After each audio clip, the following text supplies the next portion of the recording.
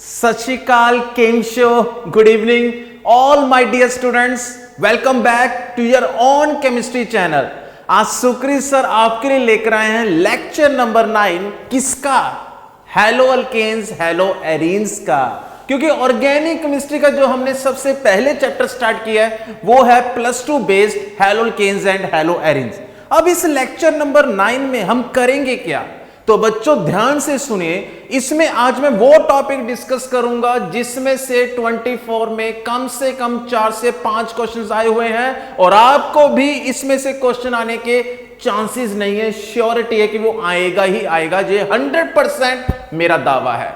तो बच्चों इस टॉपिक का नाम है न्यूक्लियोफिलिक सब्स्टिट्यूशन। तो नेम से क्लियर है, जब एक न्यूक्लियोफाइल दूसरे न्यूक्लियोफाइल को रिप्लेस करे, न्यूक्लियोफिलिक सब्स्टिट्यूशन। क्या न्यूक्लियोफिलिक सब्स्टिट्यूशन एक ही मैकेनिज्म से होगा या ये भी अलग अलग टाइप्स के हैं? बिल्कुल बेटा, आज हम करेंगे SN2। तो आप चेक कीजिए, यहां पे मैंने स्पेसिफाई किया हुआ है लेक्चर नंबर 9 में SN2। अब SN के ऊपर मैंने 2 क्यों लिखा हुआ है? पूरी की पूरी स्टोरी, कहानी इसी 2 पे बेस्ड है। अभी मैं बताता हूं आपको। इस 2 का मीनिंग है, जिस वक्त पुराना बॉन्ड टूटेगा, पुराना न्यूक्लियोफाइल बाहर जाएगा, उसी वक्त नया न्यूक्लियोफाइल अंदर आएगा। देखिए मैं आपके लिए एक एग्जांपल छोटी सी लेकर आया हूं। देखिए, मानकर चले मेरा चेहरा एक कार्बन है, इस कार्बन के साथ ये पुराना न्यूक्लियोफाइल लगा हुआ है जिसको हमने बाहर भेजना है।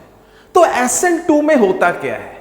जिस वक्त ये पुराना बॉन्ड बाहर जाएगा, उसके बिल्कुल ऑपोजिट साइड से नया बॉन्ड बनेगा। मींस अगर फ्रंट साइड से लीविंग ग्रुप जा रहा है तो बैक साइड से नया न्यूक्लियोफाइल आ रहा है। तो यहां पे चेक कीजिए, देखिए मैं क्या कर रहा हूं। इसको कहते हैं simultaneously breaking of old bond and making of new bond. तो चेक कीजिए, रिएक्शन के अंदर दोनों चीजों का होना जरूरी है, reactant as well as nucleophile. तो जिस केस में rate of reaction, reactant that is haloalkane and nucleophile जो अटैक करने आ रहा है, अगर दोनों की कंसंट्रेशन पे डिपेंड करता है, उसी को हम कहते हैं SN2 दैट इज बायमोलिक्यूलर। तो आइए बच्चों स्टार्ट करते हैं SN2। देखो बच्चों, जब तक मैकेनिज्म क्लियर नहीं होगा, जो शाही पनीर है वो बना कैसे है, हम खुद अपने आप उसको नहीं बना सकते। तो सबसे पहले हमने देखना है कि ये चीज बनती कैसे, दैट इज द मैकेनिज्म। आपके सामने एक सिंपल सा कंपाउंड लेकर आया हूं। देखिए, वेट कीजिए, हम कलर चेंज कर लें एक बार वेट कीजिए बस। देखो, ये मैंने कौन सा कंपाउंड लिया है? Chloromethane CH3Cl। इसको जस्ट मैंने स्टीरियो फॉर्म में दिखाया है, मींस 2 सॉलिड फॉर्म में बॉन्ड्स दिखाए हैं, एक मैंने वेज फॉर्म में दिखाया और एक डैश फॉर्म में। यहां पे कार्बन की हाइब्रिडेशन क्या है? sp3 that is tetrahedral. अब ये जो OH नेगेटिव है अटैक करने आ रहा है। आप सोचेंगे सर जी फ्रंट साइड से अटैक क्यों नहीं कर रहा? भाई कैसे करेगा? आप सोचिए, जिस खिड़की से, जिस विंडो से आपकी वाइफ बाहर जा रही है, क्या उसी रास्ते से आपकी गर्लफ्रेंड अंदर आ सकती है? हेडफोन लगाकर ध्यान से सुनिए, जिस रास्ते से एक लड़की या आपका बॉयफ्रेंड और गर्लफ्रेंड जा रहा है, क्या उसी रास्ते से क्या कोई नया आ सकता है? Not possible. भाई हम गए, फिर तो खत्म, ओके बाय बाय टाटा।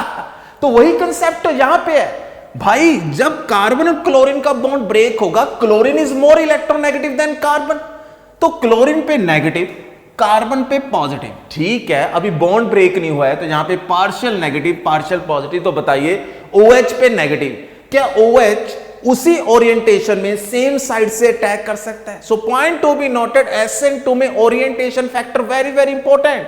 तो सेम साइड से अटैक कभी नहीं होगा जिस साइड से ओल्ड न्यूक्लियोफाइल बाहर जाएगा। तो SN2 में कौन सा वर्ड इंपॉर्टेंट है बच्चों?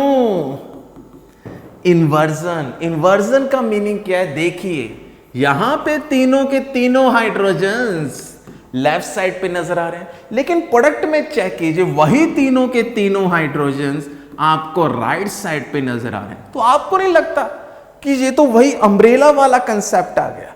यहां पे अम्ब्रेला मैंने ऐसे खोला है और इस केस में अम्ब्रेला ऐसे हो चुका है। जैसे स्ट्रॉन्ग विंड में जब कोई अम्ब्रेला को ऐसे लेकर जा रहा होता है, प्यार हुआ एक, तो उस केस में अगर बहुत तेजी से हवा आ रही है तो वो जो इनवर्ड फॉर्म में है एकदम से आउटवर्ड में चली जाती है, आपके बिल्कुल ऑपोजिट डायरेक्शन में चली जाएगी। इसी को कहते हैं यहां पे inversion of configuration. So point to be noted, जब भी SN2 होगी, जिस अल्फा कार्बन के साथ ओल्ड ग्रुप लगा हुआ है, जो लिविंग ग्रुप है जिसने बाहर जाना है, उस कार्बन पे आपको कॉन्फ़िगरेशन चेंज होती हुई नजर आएगी। अगर इस कंपाउंड में हम कायरल का कंसेप्ट लेकर आए, कायरल का मीनिंग क्या होता है बच्चों? जब कार्बन के साथ चारों के चारों एटम्स और ग्रुप ऑफ एटम्स क्या हो डिफरेंट, तो उस कायरल कार्बन की कोई ना कोई कॉन्फ़िगरेशन होगी।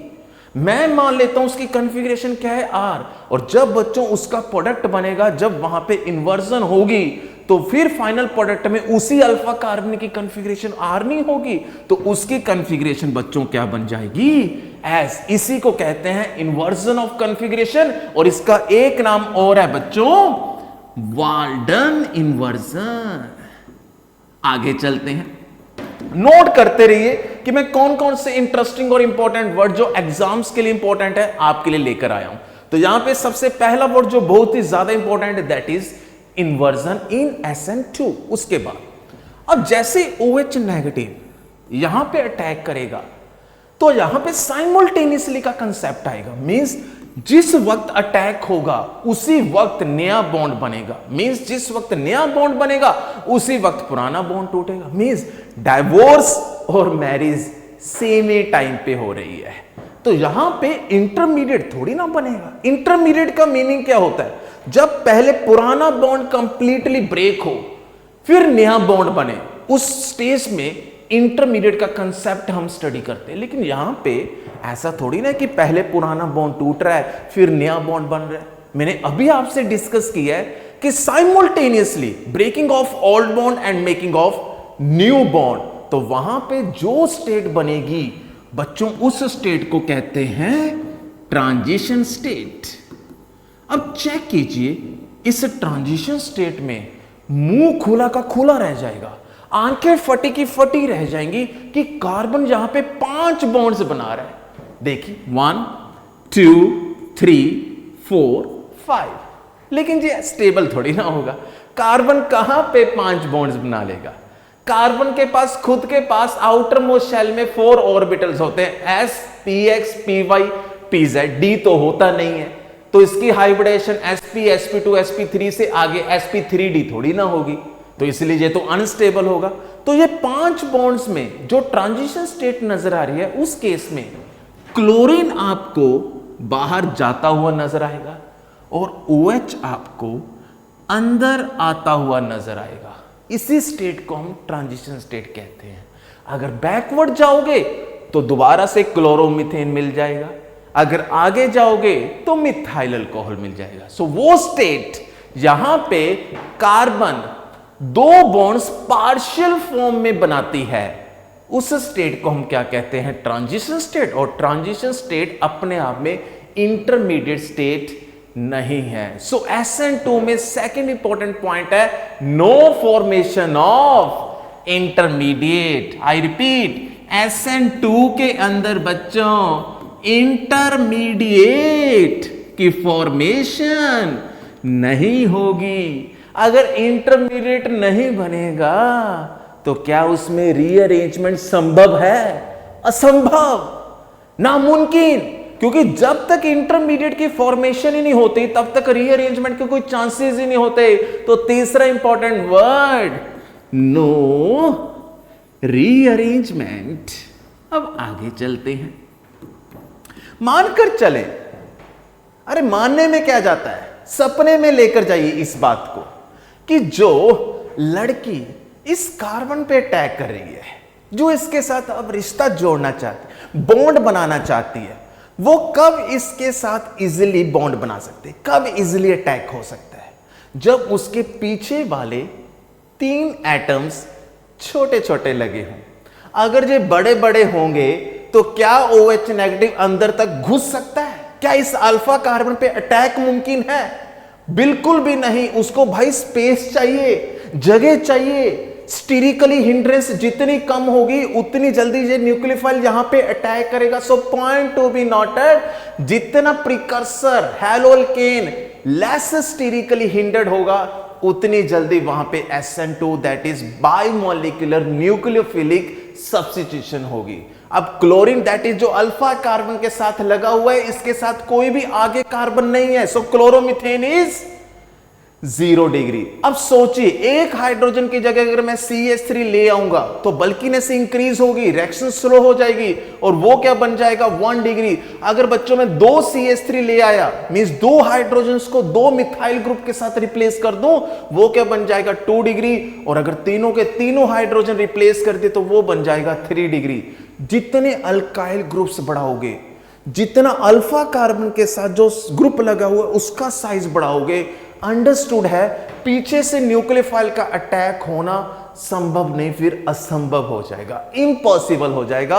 और वहां पे ही रिएक्शन क्या हो जाएगी, slow. Means rate of reaction क्या हो जाएगा, slow. So point to be noted. Next point जो मैं अभी आपको बता रहा हूं, SN2 का रिएक्टिविटी ऑर्डर क्या होगा। हैलोअल्केन्स में 0 डिग्री, देन 1 डिग्री, फिर 2 डिग्री, फिर बच्चों आएगा 3 डिग्री। तो जितनी बल्कीनेस कम होती जाएगी उतनी उसमें रिएक्टिविटी मींस SN2 क्या होती जाएगी, फास्ट। नेक्स्ट पॉइंट, अब यहां पे सोचिए ये प्रोडक्ट कब बनेगा, जब आपके पास दोनों चीजें अवेलेबल होंगी।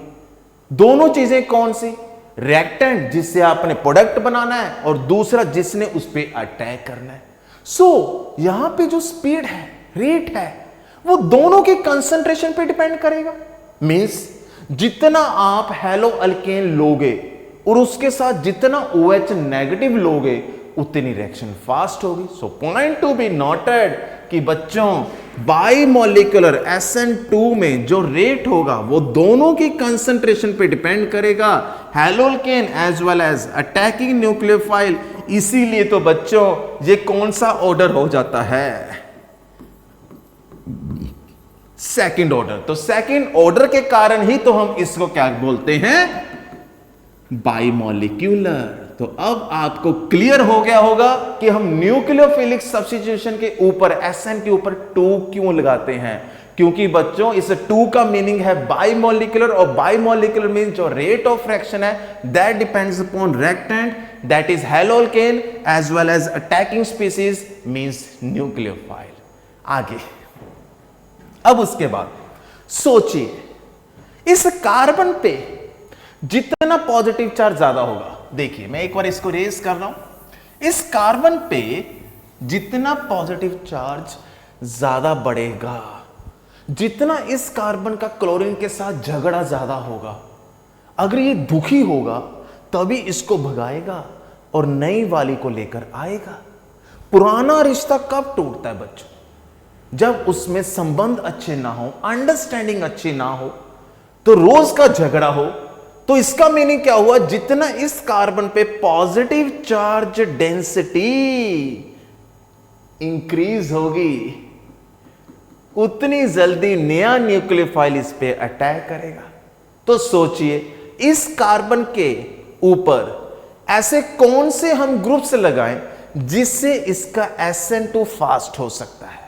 सोचिए, हां जो ग्रुप्स यहां पे नेगेटिव इफेक्ट दें। अब नेगेटिव इफेक्ट का मीनिंग क्या है, देखिए अगर मैं आपसे पूछूं, आपके सामने मैं 2 कंपाउंड्स लेकर आ रहा हूं, NO2 NO2, तीनों के तीनों हाइड्रोजन्स हमने NO2 के साथ रिप्लेस कर दिए, और यहां पे लिविंग ग्रुप जो बाहर जा रहा है दैट वन इज क्लोरीन, और दूसरी जगह CH3 CH3 CH3 ला ला ला।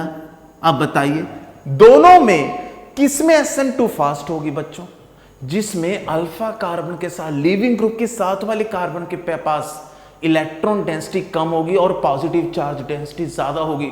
जो दुखी होगा अपने परिवार में, इसने भी मुझे तंग किया हुआ है, इसने भी, सभी यहाँ पे भूखे हैं, नंगे हैं, सभी इलेक्ट्रॉन्स लेने के लिए तैयार बैठे हैं, मेरा कोई भी ख्याल नहीं रख रहा है, मुझे कोई तो संभालने वाला हो, भगवान कोई आएगा मेरी जिंदगी में। वही चीज यहां पे है। अब देखिए यहां पे NO2 शोज माइनस आई, स्ट्रॉन्गेस्ट माइनस आई, माइनस आई, माइनस आई, ये भी माइनस आई, हर जगह से कार्बन के इलेक्ट्रॉन खींचे जा रहे हैं। तो इस कार्बन पे बच्चों पॉजिटिव चार्ज डेंसिटी इंक्रीज होगी, इसलिए बच्चों यहां पे न्यूक्लियोफिलिक सब्स्टिट्यूशन हो जाएगी फास्टेस्ट। लेकिन इस केस में इस अल्फा कार्बन के साथ electron releasing group shows plus I, plus I, plus I, तो ये कार्बन सोचेगा रहने देते हैं, फैमिली में 3 तो ऐसे हैं जो मेरा ख्याल रख रहे हैं, नहीं मुझे नए न्यूक्लियोफाइल की जरूरत नहीं है। तो ऑटोमेटिकली जब अल्फा कार्बन के दिमाग में ये है ही नहीं कि मैंने बॉन्ड तोड़ना है, तो नया बॉन्ड फिर कैसे बनेगा? So that's why tertiary butyl chloride में साइमल्टेनियसली मेकिंग और ब्रेकिंग का कंसेप्ट नहीं होता है। इसको नोट डाउन कर लीजिए। अगर 4 ऑप्शंस में कहीं पे भी आपको 3 डिग्री कार्बन नजर आ रहा है और मोर ओवर उसके साथ इलेक्ट्रॉन रिलीजिंग ग्रुप्स नजर आ रहे हैं, वो कभी भी साइमल्टेनियसली ब्रेकिंग और मेकिंग का कंसेप्ट दे ही नहीं सकता। वहां पे हम लिख सकते हैं कि SN2 इसमें क्या होगी? इम्पॉसिबल। यहां तक मुझे लगता है आपको SN2 का काफी हद तक कंसेप्ट क्लियर हो गया होगा और बाकी का हम करेंगे प्रैक्टिस प्रॉब्लम्स के साथ। चलिए बच्चों बढ़ते हैं प्रैक्टिस प्रॉब्लम्स। अब चेक कीजिए, आपके सामने 4 स्ट्रक्चरल कंपाउंड्स हैं। आप देखकर बताइए इन चारों में से सबसे fast SN2 simultaneously breaking and making का कंसेप्ट कौन दे सकता है? सबसे पहले चेक कीजिए 1 डिग्री कार्बन, अल्फा कार्बन जिसके साथ लीविंग ग्रुप लगा हुआ, उसके साथ डायरेक्टली कितने कार्बन लगे हो? अगर एक तो वो 1 degree, this is benzyl chloride. Previous lectures में जाकर देखिए, मैंने कॉमन नेम्स में बताया कि जब अल्फा कार्बन पे 2 हाइड्रोजन और एक लिविंग ग्रुप हो, दैट इज क्लोरीन, उसको कहते हैं बेंजाइल क्लोराइड। और ये बच्चों क्या है? 1 डिग्री। लो जी, ये भी 1 डिग्री, ये भी 1 डिग्री। लेकिन लेकिन लेकिन इन चारों में से सबसे फास्ट SN2S वाले कंपाउंड में हो गया। ऐसा नहीं है कि इसका पहला अल्फाबेट मेरे नेम के अल्फाबेट के साथ मैच कर, ऐसा नहीं है। इसमें अल्फा कार्बन के साथ जो बच्चों ग्रुप लगा हुआ है कार्बोनिल ग्रुप, वो यहां पे क्या देता है? माइनस आई। इसीलिए उस कार्बन पे, अल्फा कार्बन पे पॉजिटिव चार्ज डेंसिटी इंक्रीज होगी और SN2 फास्ट होगी। बस ये तो आप नोट डाउन कर लीजिए। अगर अल्फा कार्बन के साथ कोई नेगेटिव इफेक्ट दे रहा है तो वो सबसे फास्ट SN2 देगा। और ऐसा ही कंसेप्ट जी एडवांस 2013 में पूछा गया था। वहां पे तो क्लोरोमीथेन और एक कंपाउंड कौन सा था? ये वाला। और बहुत से बच्चों ने गलती की। बच्चों ने सोचा ये 0 डिग्री और ये 1 डिग्री, और हमें टीचर ने सिखाया कि 0 डिग्री में SN2 फास्ट होगी क्योंकि वो लेस स्टेरिकली हिंडर्ड है, लेस स्टेरिकली प्रोटेक्टेड। लेकिन गलत। दोनों के दोनों नेबरिंग डिग्रीज हैं, 0 डिग्री एंड 1 डिग्री। जब नेबरिंग का कंसेप्ट आता है ना, तब हमें कुछ एक्स्ट्रा एफर्ट्स करनी पड़ती हैं। अब यहां पे एक्स्ट्रा एफर्ट्स में क्या सोचना था कि भाई जिस ग्रुप ने इसको 1 डिग्री बनाया वो ग्रुप कैसा है? अगर वो ग्रुप माइनस आई इफेक्ट दे रहा है तो पक्का इस कार्बन की इलेक्ट्रोफिलिसिटी 0 डिग्री कार्बन से इंक्रीज हो जाएगी। और अगर वहां पे इलेक्ट्रोफिलिसिटी इंक्रीज हो गई, पॉजिटिव चार्ज डेंसिटी इंक्रीज हो गई, तो SN2 फास्ट होगी, बिल्कुल होगी। सो दैट्स व्हाई इस कंपाउंड में SN2 क्या हो रही थी? फास्ट। और 0 डिग्री में क्या हो रही थी? Comparatively slow. वही कंसेप्ट इसमें। तो इसलिए सबसे पहले क्या आएगा? S। उसके बाद 3 कंपाउंड्स बचे। यहां पे भी क्या होगा इस ग्रुप के कारण? प्लस आई। यहां पे भी इस ग्रुप के कारण क्या होगा? प्लस आई। लेकिन इस ग्रुप के कारण यहां पे क्या होगा? माइनस आई। क्योंकि यहां पे बेंजीन है और बेंजीन की जो कार्बन होती है वो sp2 होती है। जैसे जैसे sp3 से sp2, sp2 से sp, percentage of s character increase होता है। Percentage of s character increase होने से इलेक्ट्रोनेगेटिविटी इंक्रीज होती है। तो कहीं ना कहीं बेंजीन यहां पे कौन सा इफेक्ट दे रहा है? माइनस आई। एक और चीज बताता हूं, जो अभी हमने ट्रांजिशन स्टेट स्टडी की थी, उस ट्रांजिशन स्टेट में 3 बॉन्ड्स तो हमने ऐसे दिखाए थे, और जिसमें एक ट्रांजिशन स्टेट के अंदर 2 डॉटर्स बॉन्ड्स दिखाए थे। तो उस डॉटेड बॉन्ड्स में जो कार्बन का चौथा ऑर्बिटल होता है p ऑर्बिटल, वो अनहाइब्रिडाइज्ड में चला जाता है। मतलब कहीं ना कहीं ये कंपाउंड प्लेनर में आ जाता है, और जब ये अनहाइब्रिडाइज्ड p ऑर्बिटल होगा तो वहां पे जो पॉजिटिव चार्ज होगा इस कार्बन का, वो इस बेंजीन के साथ क्या शो कर सकता है? रेजोनेंस। क्लोरीन तो जा रहा है, पीछे से बेंजीन आ रहा है, और बेंजीन क्या कह रहा है? जाता है तो जाने दे, तू घबरा क्यों रही है कार्बन, तेरे साथ मैं स्टेबिलिटी शो करूंगा, मेरे पाई बॉन्डेड इलेक्ट्रॉन तुम्हारे साथ कॉन्जुगेशन देंगे।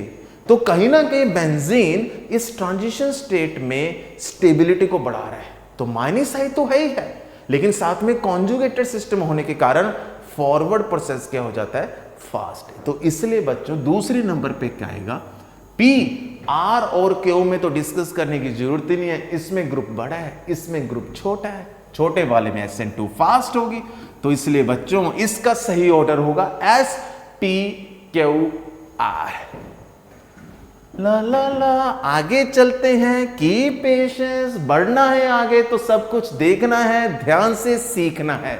अब बताइए इन चारों में आपको क्या डिफरेंस नजर आ रहा है? जहां पे स्ट्रक्चर में डिफरेंट पार्ट नजर आता है उसी की हमने स्टडी करनी है। ठीक है बच्चों? हाँ जी। अब बताइए इसकी पैरा पोजीशन पे NO2 पैरा पोजीशन पे क्या देता है? -R and -I। CH3 para position पे +H +I। अल्फा हाइड्रोजन है, इलेक्ट्रॉन डेंसिटी बेंजीन पे बढ़ाएंगे। ये बच्चों -I +R, लेकिन डोमिनेटिंग फैक्टर कौन सा होता है? R। और यहां पे दुश्मन और दोस्तों को पहचानिए।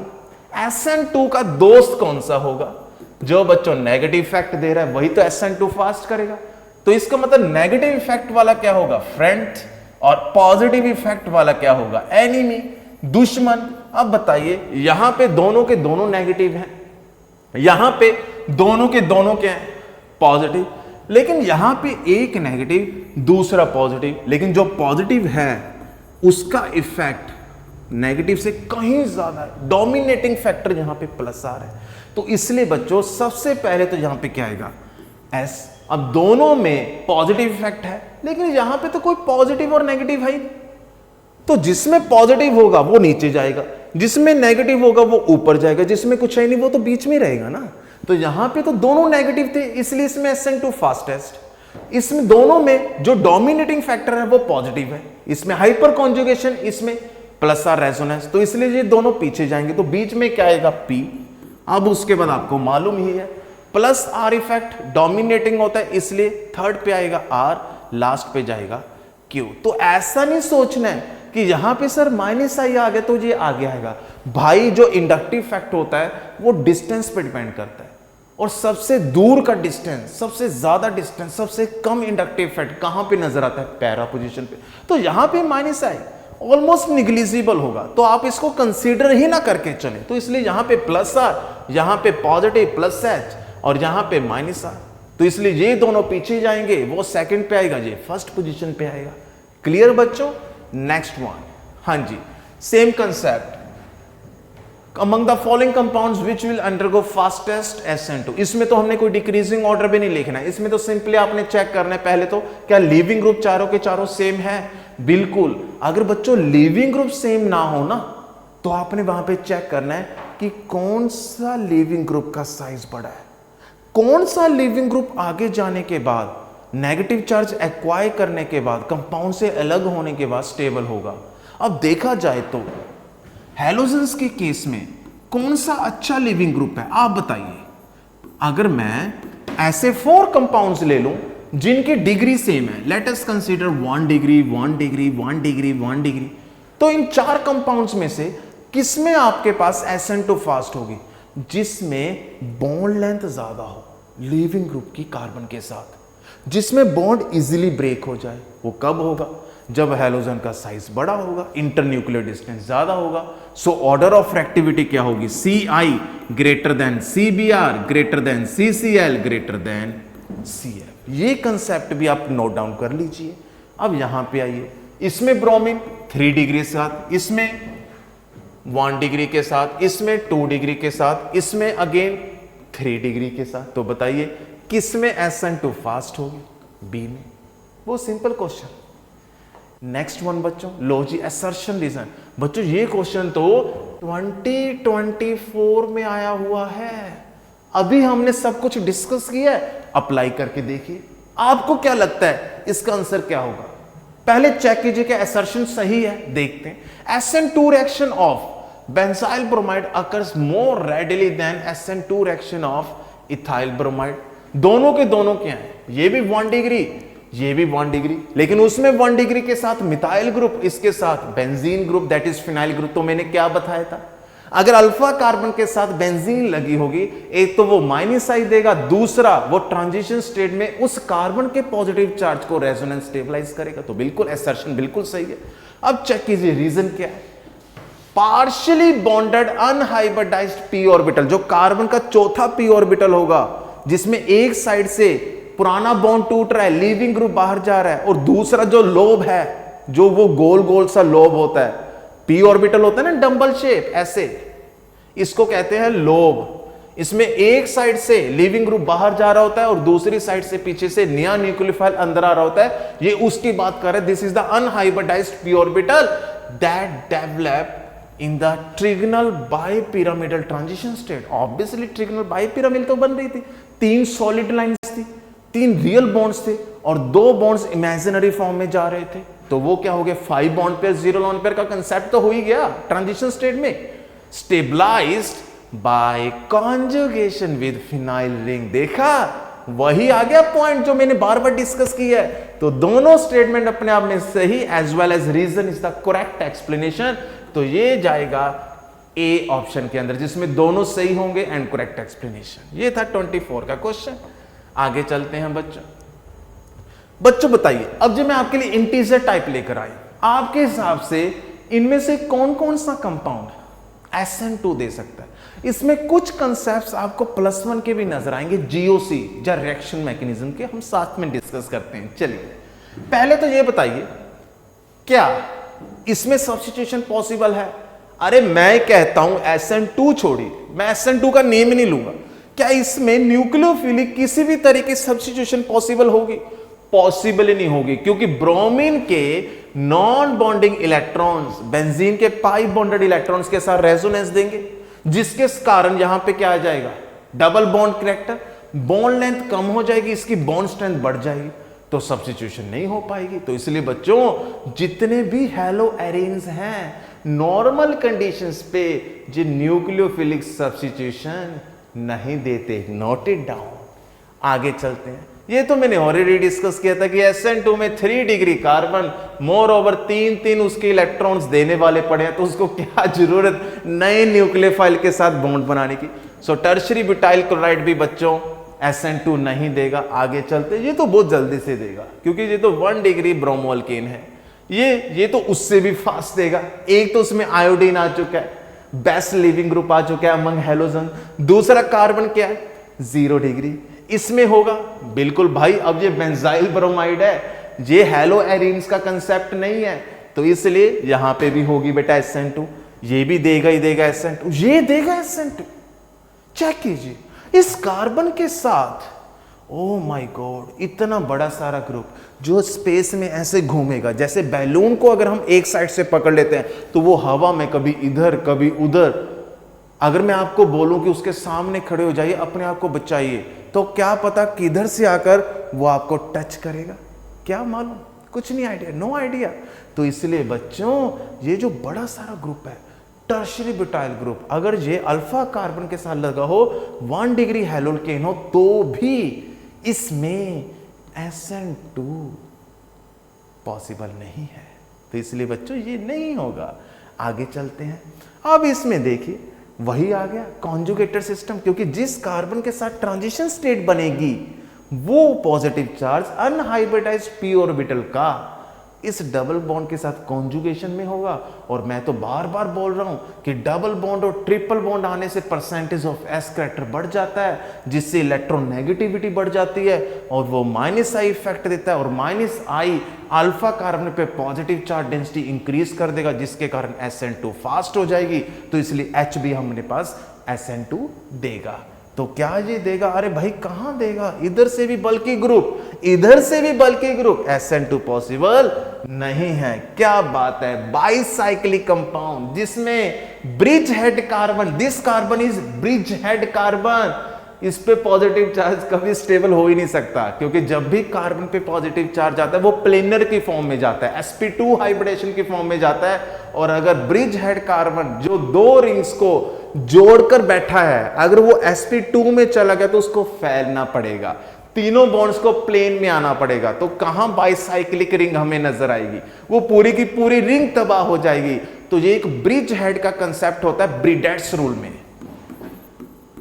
ब्रीडेट्स रूल। तो बच्चों ब्रीडेट्स रूल के अंदर ये बोला जाता है कि जो ब्रिज हेड कार्बन है उस पे positive charge, partial positive charge, या हम यूं बोल सकते हैं कि वो sp2 हाइब्रिडेशन में क्या हो जाता है, अनस्टेबल। इसलिए बच्चों यहां पे भी SN2 पॉसिबल नहीं है। तो चेक कीजिए कितने स्ट्रक्चर्स आपको SN2 रिएक्शन दे सकते हैं एक नए न्यूक्लियोफाइल के साथ, SH1 नेगेटिव, मरकैप्टो, इसको मरकैप्टो भी कहते हैं। तो बताइए 1 2 3 4 and 5। So 5 is the right answer.